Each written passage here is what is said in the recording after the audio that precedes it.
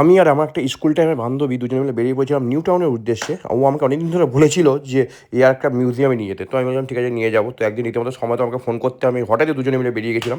ও scooty চালিয়ে আমাকে নিয়ে যাচ্ছিলো বেসিক্যালি। আমি একটু ভয় ভয় লাগছিলো কারণ মেয়েদের পেছনে আমি সাধারণত বসি না।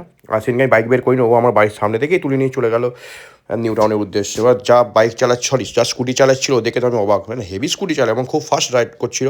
যাক, এ থেকে যে আমরা নিউ টাউন বিশ্ব বাংলা, এটা নিউ টাউনে এলেই মনে হয় একটা ফরেন মনে হয়, এটা ইউরোপ লন্ডনে এসে গেছে মনে হয়। তো এটা আমাদের আন্ডারপাস, অনেকদিন পরেই আন্ডারপাস দিয়ে যাচ্ছি। তো এরপর চলে এসেছি রীতিমতো এয়ারক্রাফট মিউজিয়ামটাতে। টিকিট প্রাইস সামথিং 30 টাকা করে নিয়েছিল।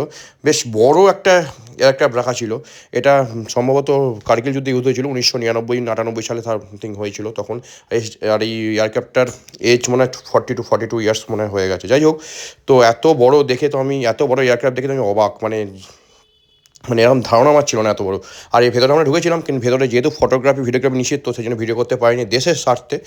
ভেতরটা তো আলাদাই, মাত্র 12 জন বসতে পারবে, তার মধ্যে 4-5 জন মানে পাইলট, কোপাইলট, কেবিন ক্রু সব নিয়ে 12 জন বসতে পারবে।